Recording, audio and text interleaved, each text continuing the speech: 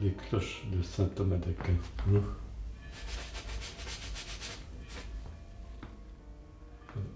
Là, c'est calme, mais parfois il y a du bruit. Hein. Parfois, on entend le voisin qui fait marcher sa radio. Enfin, c'est un atelier qui est vivant. Hein.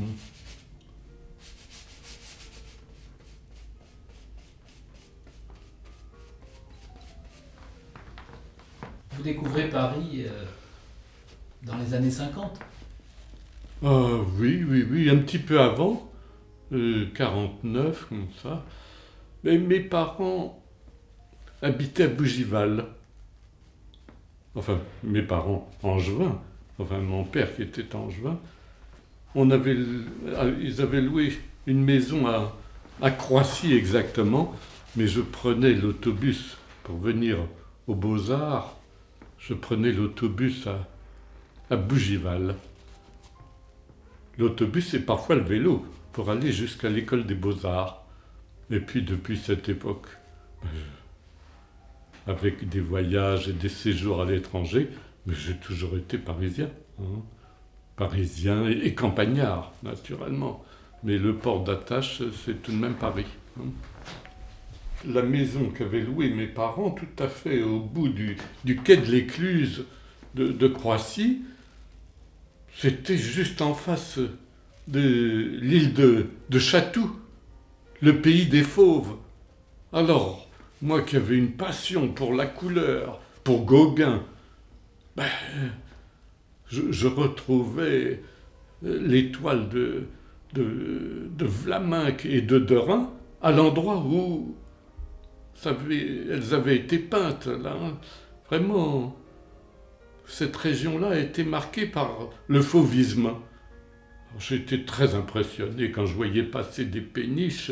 Je voyais des toiles fauves. D'ailleurs, mes premières toiles étaient un peu fauves. Hein. Est-ce qu'on peut dire que l'atelier, puisque vous en avez plusieurs, influe sur le type de peinture? Non, peut-être qu'à la campagne, comme l'atelier est plus vaste, ça me permet d'être plus gestuel et pour des très grands formats, je suis plus à l'aise. Alors ça a une certaine influence. Mais je peux travailler tous les thèmes à différents endroits, non? Parce que je porte certaines toiles en moi pendant un certain temps, et je peux les travailler à la campagne, les transporter, et puis les continuer à Paris ou vice-versa. Hein, non?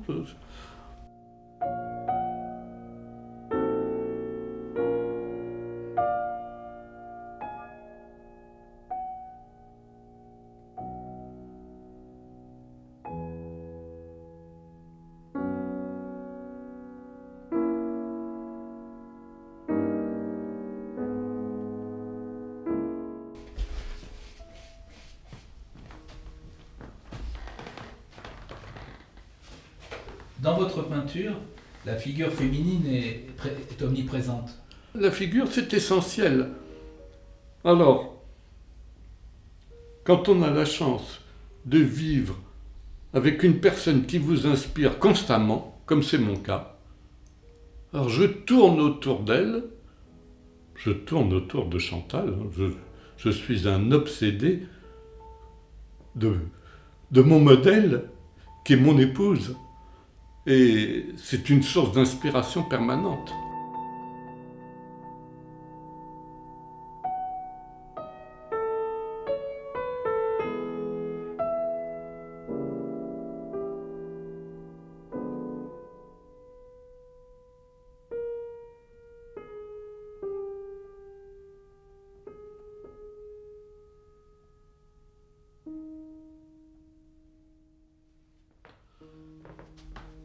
Ça, c'est une impression dans le Midi, devant la mer. Oh, c'est un merveilleux sujet, la figure dans la nature. Il y a une toile qui me poursuit et qui m'obsède, mais que j'adore, c'est l'impératrice Joséphine dans le parc de la Malmaison par Prudhon. Admirable, la figure intégrée à la nature. Alors là, je trouve que c'est vraiment l'œuvre complète. Là, il y a une émotion, il y a le romantisme, et puis une figure intégrée au paysage. Et pour moi, c'est une leçon considérable.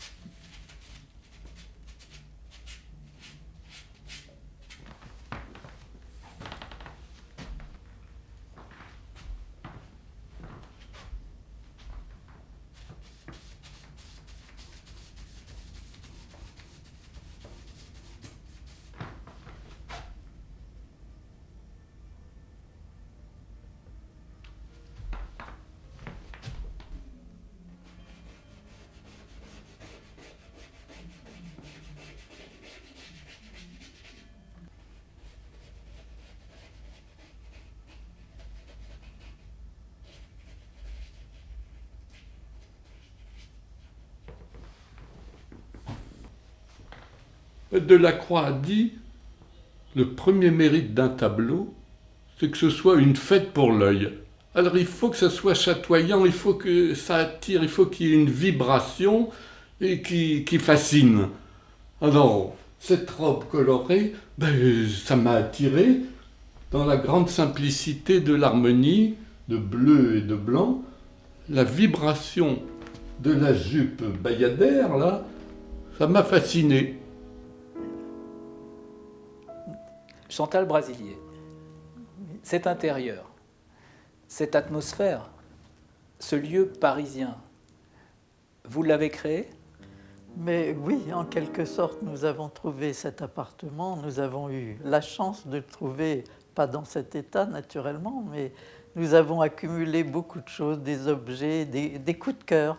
L'appartement lui-même a été un coup de cœur quand nous l'avons découvert, et tout ce qui s'y trouve, tous les objets sont des choses que nous aimons, et il y en a peut-être un peu beaucoup maintenant, mais ce sont des choses choisies généralement ensemble, avec André.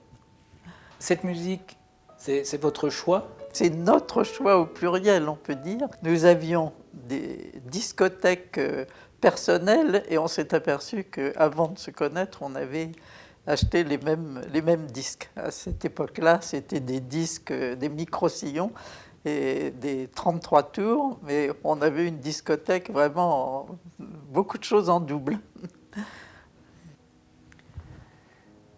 Vous avez fêté vos 50 années de mariage. Oui. Ce fut un coup de foudre.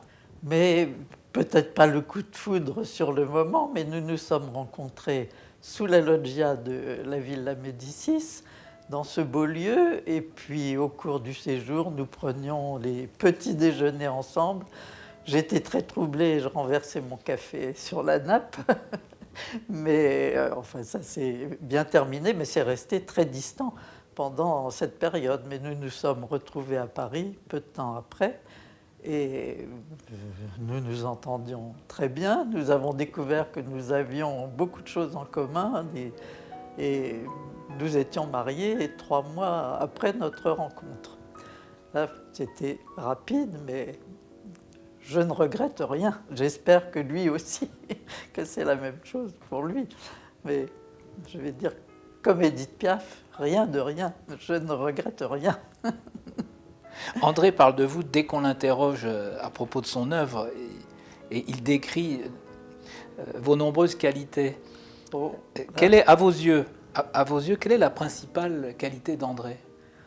mais il y en a beaucoup, mais il a un sens particulier pour découvrir la sensibilité des autres, je crois. C'est difficile de dire la principale qualité d'André parce que je lui en trouve beaucoup. Il y a déjà la droiture, la bonté, la générosité. C'est un être très généreux et vraiment, toutes les autres qualités viennent par surcroît parce que la seule chose, il a toutes les qualités, la seule chose c'est son impatience. C'est un homme impatient qui aime que les choses aillent vite. D'ailleurs, on en a l'exemple, ne serait-ce que par les décisions après notre rencontre. Mais enfin, j'apprécie cela beaucoup.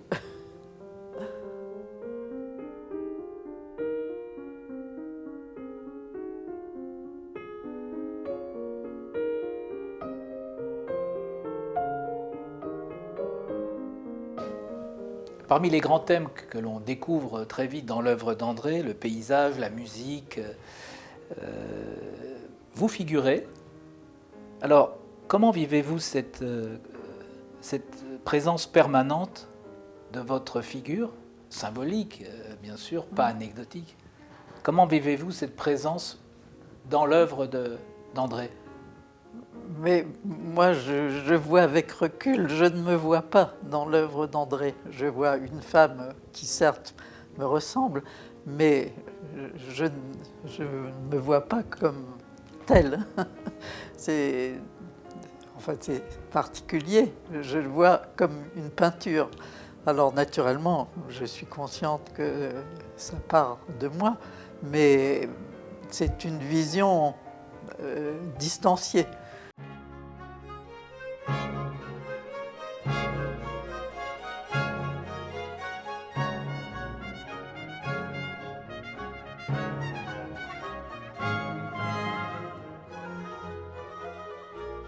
Quand on vous demande de décorer une église et vous faites ce que vous voulez, ce que vous ressentez, on ne m'a donné aucun conseil. Alors, j'ai déroulé ce qui pour moi était la Bible, évident.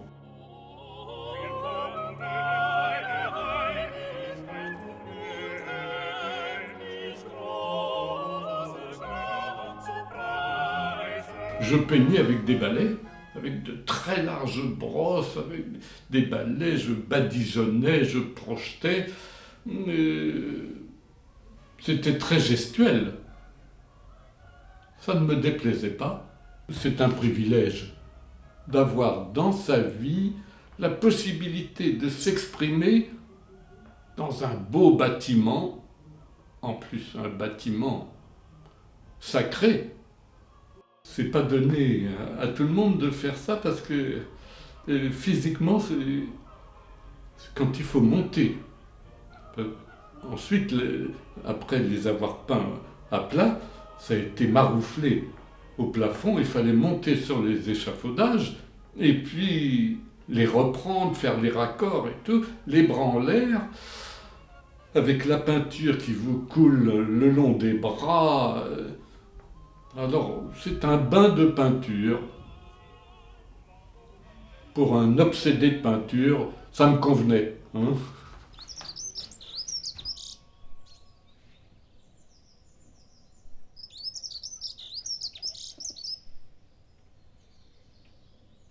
André Brasilier, là nous sommes à Loupaigne, un lieu essentiel.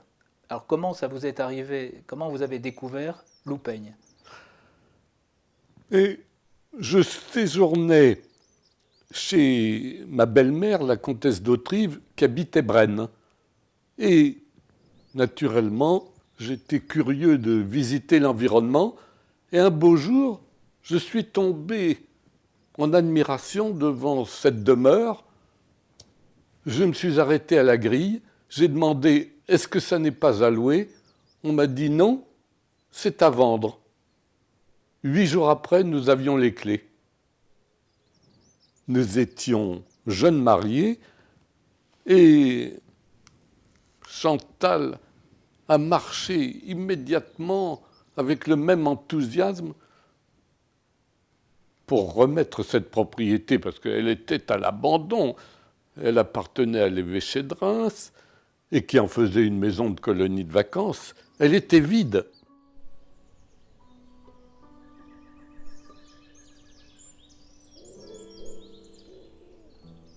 nous aimons la sculpture dans la nature.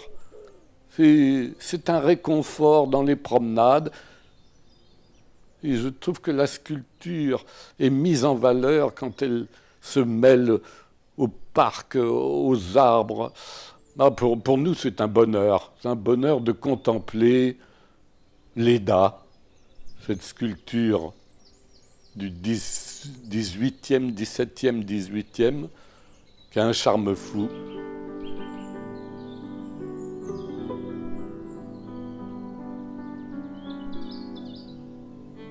Le David est impressionnant. Ah mais le David, il est amusant avec son matériel, sa fronde et sa lyre à ses pieds. Et en plus, sa tête m'évoque la tête de Delacroix, ce peintre que j'aime tellement.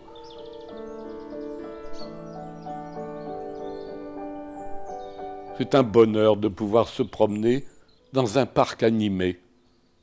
Nous faisons énormément de promenades au cours desquelles je prends des notes. Et la visite de ces différents angles, d'apercevoir à certains moments David ou le visage de Chantal ou la tête émouvante de Leda, ce sont des moments de bonheur. On recherche le bonheur.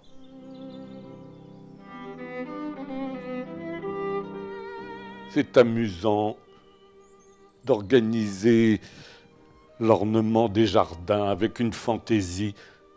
Ces sphinges, c'est une sculpture surréaliste.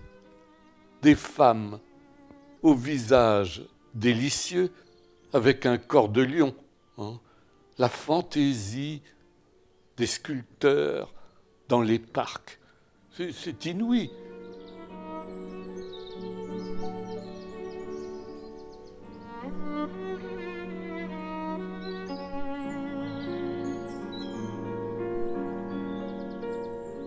Chaque fois, ce sont des coups de cœur.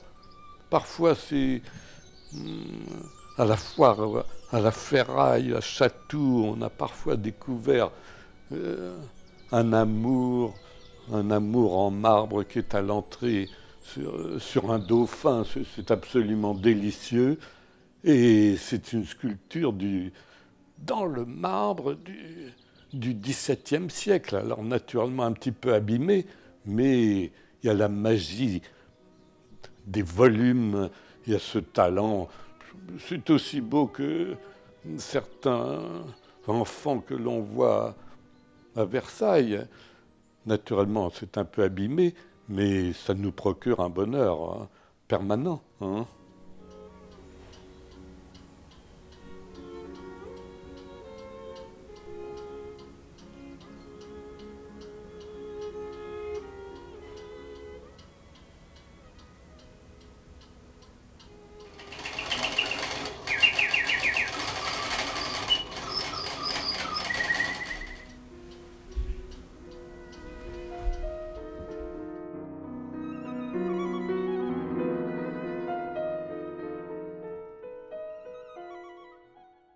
Ce qui frappe, c'est le romantisme des lieux. Ah, mais c'est un endroit chargé de poésie, de sensibilité, au milieu des arbres, des proportions qui sont intimes, qui sont chaleureuses. Il y a un équilibre. C'est pas grandiose, mais avec une certaine grandeur. C'est très humain.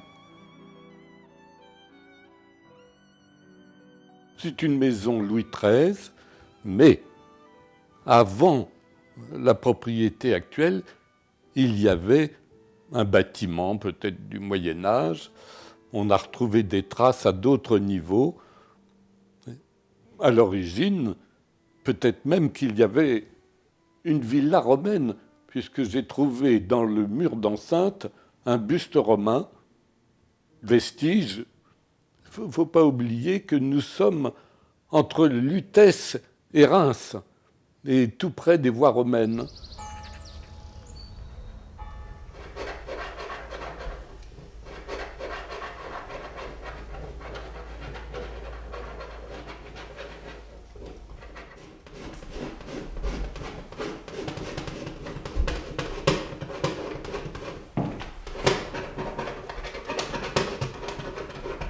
sommes dans cet atelier de campagne.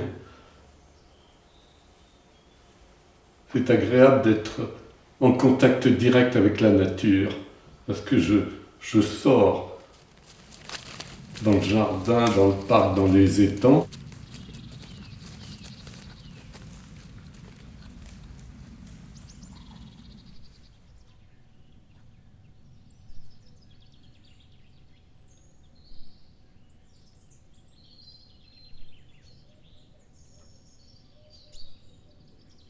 Je prends des notes et je prends des notes sur mon carnet de croquis et très rapidement, je viens travailler dans l'atelier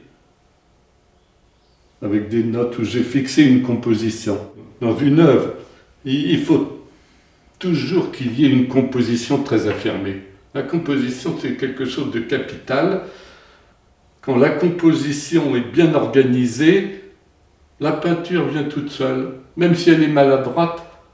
Si la composition répond à un équilibre, une organisation des tâches, s'il y a une volonté, ça aide beaucoup dans la peinture.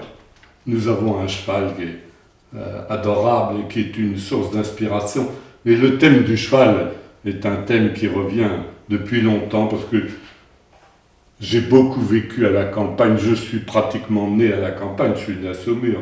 Enfin, j'aime le cheval, puis le cheval c'est la vie, c'est le dynamisme, et puis ce sont des créatures qui sont très attachantes.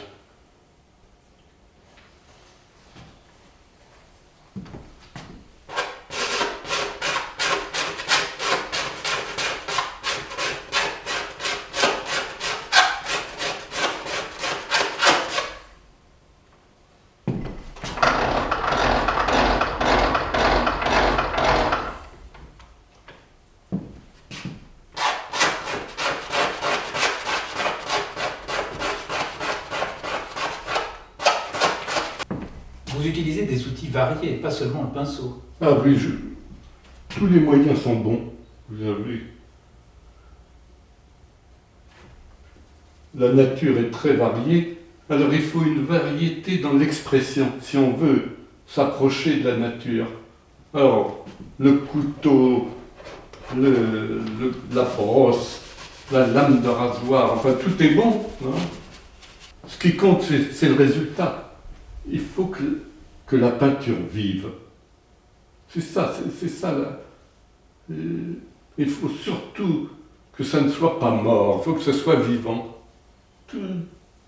Tous les chefs-d'œuvre qui émeuvent l'humanité à travers les âges, ce sont des témoignages de vie. Alors, il faut qu'une peinture soit vivante. Enfin, c'est ce que je recherche là, dans le fond. On cherche à capter ces émotions, les faire partager, et puis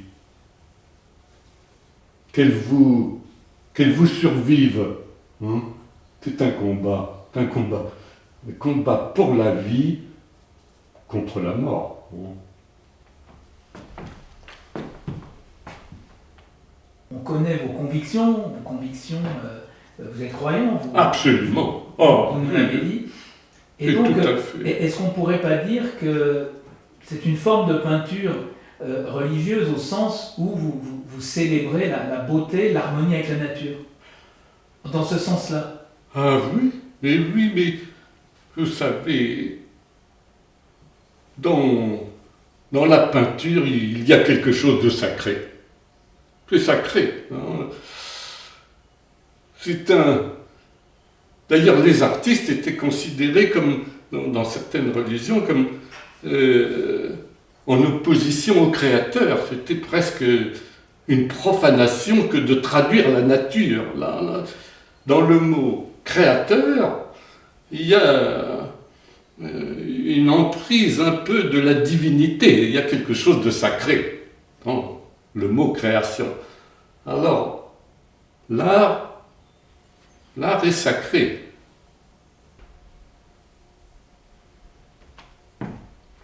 Et compliqué. Il ne faut pas que ce soit trop philosophique pour moi.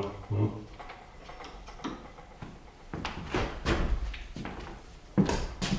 Faudra faire beaucoup de coupures. Hein.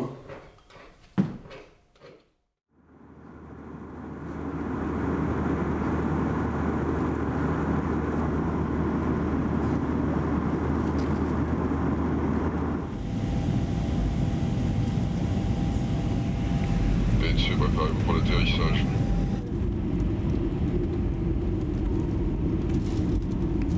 Mesdames, Messieurs, nous sommes arrivés à Nice, aéroport Côte d'Azur. Il est 9h passé de 25 minutes et la température est de 14 degrés.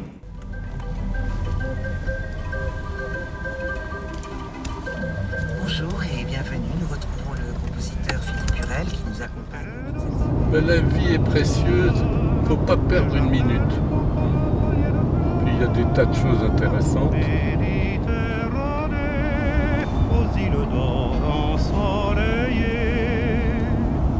Alors on va arriver à Cagnes ou à Biterre-Noire. Un peu plus loin, Fernand-Léger, à Biot, hein. Artoun, Antibes, De Staël, Picasso, naturellement. Comme un écho qui sur les vagues s'achemine, entendez-vous le gai refrain des tambourins? Alors ici, on arrive dans la maison.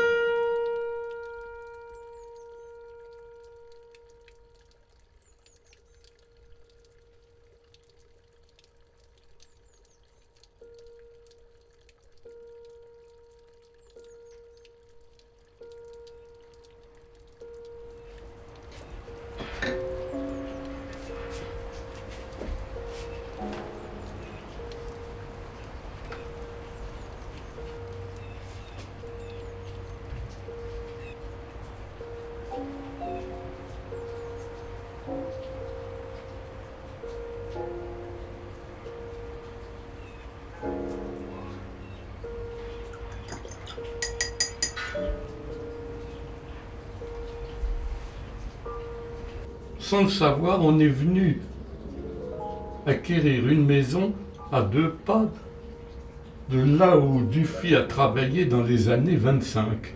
C'est amusant. Hein. Dufy que j'aime tellement. Hein. Ben ça, et puis, Picasso n'était pas loin. C'est Chantal devant la mer. Ah oui. Oh ben j'ai la chance d'avoir une inspiratrice que j'admire, parce qu'elle est belle, et nous nous comprenons, elle comprend mon travail. Alors à chaque instant, je peux prendre une note toujours différente et toujours intéressante. Par exemple, ces notes qui sont là, ce sont des notes d'hier ou d'avant-hier? Ah oui, oui, oui, c'est tout frais. L'encre est à peine sèche. Faut toujours composer, parce que la composition, même pour un croquis, dans les dessins de Corot, il y a des dessins simples comme tout, mais toute la composition est déjà indiquée. C'est capital. Et là, tu es arrivé donc samedi et tu t'es mis au travail immédiatement? Ah ben oui, il y a un peu de débroussaillage pour que ce soit un peu plus propre. Parce que il y a bien quelqu'un qui s'occupe de la propriété, mais j'ai dit on ne coupe rien. J'ai l'habitude de tailler et je ne veux pas que les cyprès ressemblent à des crayons, comme disait Picasso. Ah non, pas d'histoire comme ça. Il faut que les arbres soient souples. Il faut que les buissons poussent. Alors, il fallait tout de même un peu organiser avant ta venue. Et alors, jardinage, parce que c'est excellent. Et puis, parce qu'on aime ça, Chantal a les doigts verts, merveilleux. Mais enfin, j'aime bien aussi. Et dès qu'on fait une pause, les crayons ne sont pas loin. Et puis je lui dis, oh, ne bouge pas. 2 secondes. Parfois, elle n'apprécie pas tout à fait. Mais enfin, qu'est-ce qu'elle ne fait pas pour son peintre? Non, mais elle est adorable. Nous vivons une vie intense, passionnée, exceptionnelle. Je peux bénir le ciel d'avoir permis qu'on se rencontre. C'est mystérieux. L'amour est mystérieux.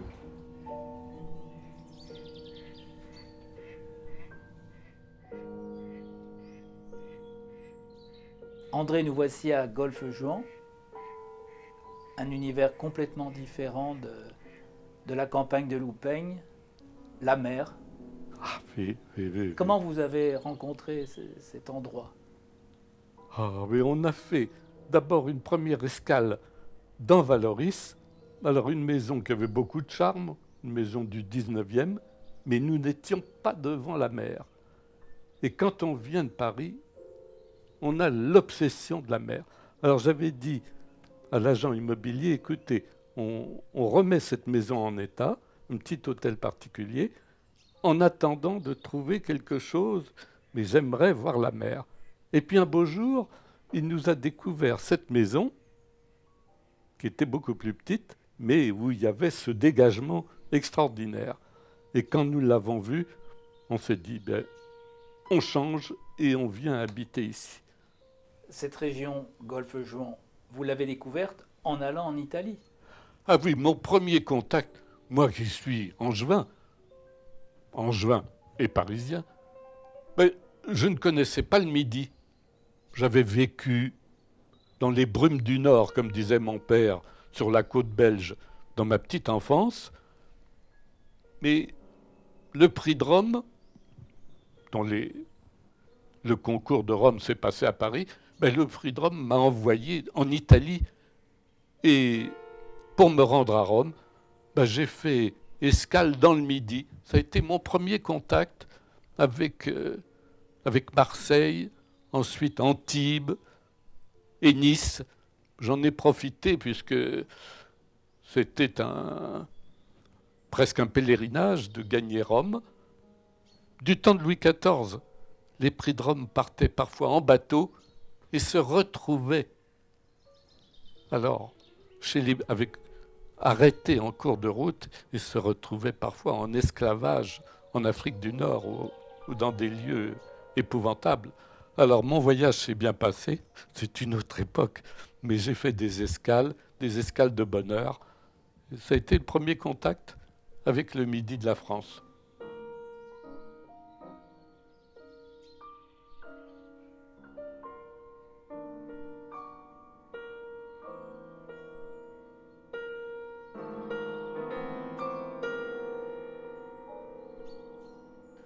Mon père spirituel, celui qui m'émeut, qui me touche, dont la moindre chose me touche, c'est Gauguin.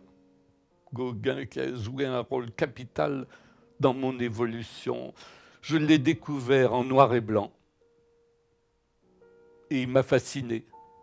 Oh, la simplicité de sa vision. Et quand j'ai découvert les reproductions de ses œuvres en couleur, ça a été l'enchantement. La spiritualité de l'art de Gauguin, c'est ce qui me touche.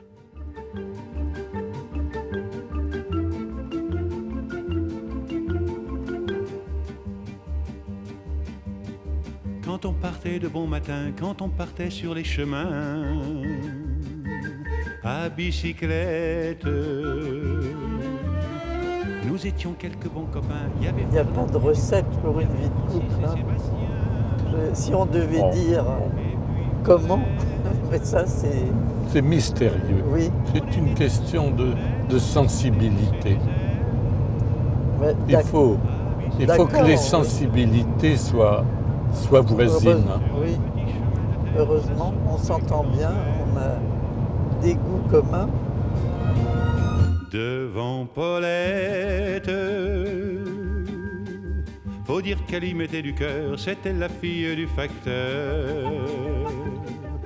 Vivre avec un artiste, ça pose. On peut penser que ça pose des problèmes, mais...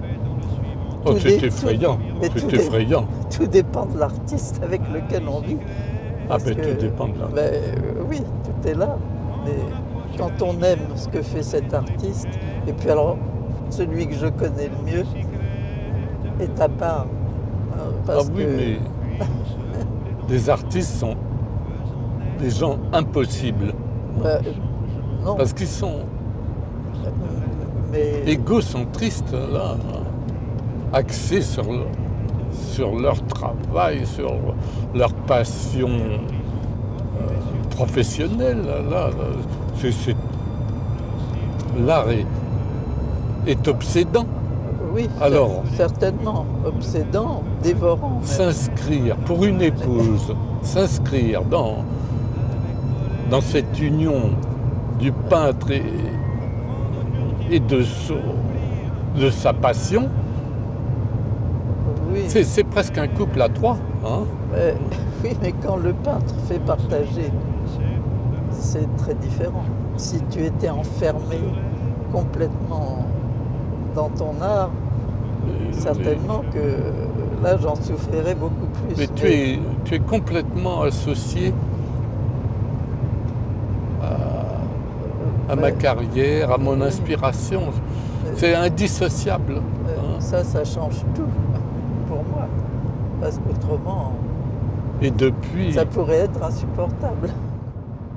Chantal a un nez extraordinaire. Il ne dit pas ça. Et elle travaillait dans les parfums. Mais... À l'époque où Helena Rubinstein était en pointe, eh bien, tu travaillais dans ce laboratoire. Mon rôle était limité. Oh, mais tu aurais fait une très grande carrière parce que tu as une mémoire olfactive, mais extraordinaire. Et puis une sensibilité. Il y aurait eu des créations recherchées dans le monde entier. Oh. Toute mon œuvre est parfumée par Chantal. Hein. Moi, je ne peux pas faire de rupture entre ma vie professionnelle et ma vie familiale. Là, pas possible. Alors, je peins à des heures tout à fait régulières, mais parfois très tard et tout. Je ne peux pas être coupé de l'atelier, impossible. Alors, j'ai toujours travaillé oui, c'était toujours dans une pièce de l'appartement. Une pièce de l'appartement.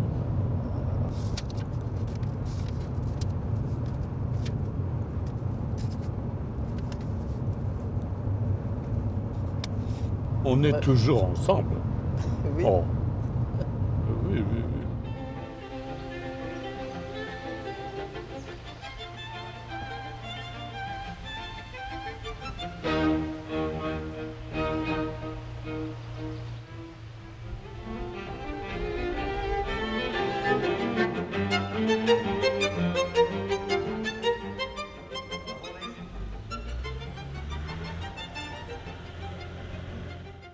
André Brasilier, nous sommes ici à Massé, c'est un retour aux sources.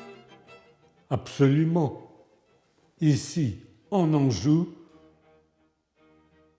après près de 50 ans d'absence, cette maison qui avait besoin d'être reprise puisqu'elle était passée à mon frère, que mon frère est décédé, que les années ont passé, cette maison était à l'abandon. Il fallait absolument la reprendre, que les Brasiliers se maintiennent. Les Brasiliers sont ici depuis plus de 2 siècles. Alors, il y a un passé extraordinaire. Naturellement, il y a mon passé. Toute ma jeunesse, toute mon enfance est marquée par le manoir de Massé. C'est là que j'ai connu mes premières émotions, mes premières découvertes. C'est là que j'ai débuté ma carrière dans cette maison si attachante. Mon père qui travaillait ici, mon père était peintre, comme vous savez, mais ma mère qui était peintre et qui était une artiste également. Alors j'ai vécu dans ce milieu idéaliste exceptionnel. Alors il y a une empreinte dans cette maison qui a marqué ma vie et il a fallu que j'arrive à 80 ans pour revenir et faire renaître cette maison qui tombait en ruine. Toute ma jeunesse s'est passée ici, mais je ne suis pas né dans le manoir. Je ne sais pas pour quelle raison, alors que tous mes frères et sœurs sont nés ici, ma mère a voulu aller en ville et accoucher à Saumur, si bien que je suis né au pied du château. Mes parents avaient loué quelque chose juste pour ma naissance, de façon à ce qu'un docteur soit plus près. Mais 8 jours ou 15 jours après, je suis revenu ici à Meigné et j'ai passé toute mon enfance et mon adolescence. Et vous retrouvez des choses qui sont de vos aïeux, de vos ascendants, par exemple, ce cahier. Mais je découvre, aujourd'hui même, je prends un album et je découvre que c'est un livre de mon grand-père à l'école polytechnique en 1854, où il étudie la machine manchon d'embrayage. Alors c'est traduit à la main avec des dégradés et c'est signé Brasilier, école de Polytechnique. C'est terriblement émouvant de savoir que mon grand-père, qui était militaire, enfin qui s'est orienté vers l'armée, mais qui a commencé par faire ses études à Polytechnique, eh bien, de retrouver des planches qu'il a réalisées lui-même sur les moteurs, sur l'architecture, c'est très émouvant, c'est incomparable, c'est une satisfaction.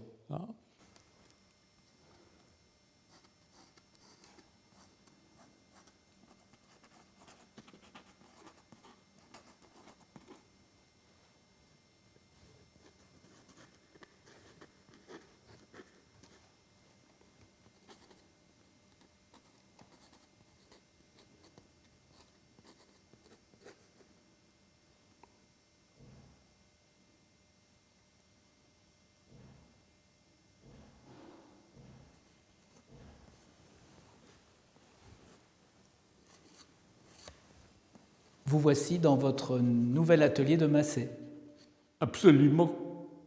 Après une absence de près de 50 ans, retrouver ces murs, cette atmosphère, cette lumière, cette sérénité, mais c'est un bonheur incomparable, c'est une nouvelle jeunesse. Je me retrouve à 20 ans, prenant des notes par les fenêtres. Chaque fenêtre est un tableau. J'aperçois ces arbres en dessiné l'organisation des branches, comme disait Delacroix. cet homme que j'admire tellement. Il y a un romantisme. Il faut dire que Massé, baigné dans la nature, et surtout pour moi, avec mes souvenirs de jeunesse, je retrouve cette atmosphère très romantique dans ma jeunesse. Vous savez, un auteur qui m'enchantait, c'était George Sand, qui a traduit le Berry, mais c'était tout à fait voisin. Et la façon dont elle parlait des arbres, de la nature, c'était une chose que je ressentais. Et entre Nohant et Massé, il y a des similitudes. George Sand recevait Chopin, Liszt, mais Delacroix et Balzac. Alors, Delacroix, c'est le maître, un maître que j'adore. C'est une référence, enfin, c'est un des génies de l'art français, enfin, c'est une leçon permanente pour moi. Alors, c'est le bonheur. On vous voyait déjà en train de dessiner. En fait, vous avez déjà travaillé ici, pas à cet endroit, mais il y a fort longtemps, et vous êtes déjà motivé à reprendre le travail ici? Je remets ce manoir en état, mais pour y travailler, naturellement, quand je vis quelque part, il faut que je puisse immédiatement traduire mes enthousiasmes constants devant ce qui m'entoure, devant les soleils couchants. Le soleil se couche par ici, il y a des lumières, il y a des couleurs. Il faut les noter quand elles... Sur le motif, je prends un petit croquis et puis j'organise ma composition, et dès que je peux, je traduis sur toile. Enfin, j'essaie de traduire ces enthousiasmes plastiques en pensant toujours l'organisation plastique. C'est ce qui me guide, là. Alors, il n'y a pas de rupture, vous savez, entre mon atelier parisien qui est au milieu de la nature avec le jardin, entre l'atelier de Loupaigne et puis cet atelier ici en Anjou, cette terre à laquelle je suis si attaché depuis toujours et que je retrouve avec tant de bonheur. J'espère que le ciel m'accordera encore quelques années pour traduire l'émerveillement des retrouvailles. C'est un bonheur, un privilège. Alors, c'est une joie de pouvoir traduire de nouveau ce qui a été le départ de ma carrière ici, il y a bientôt 80 ans.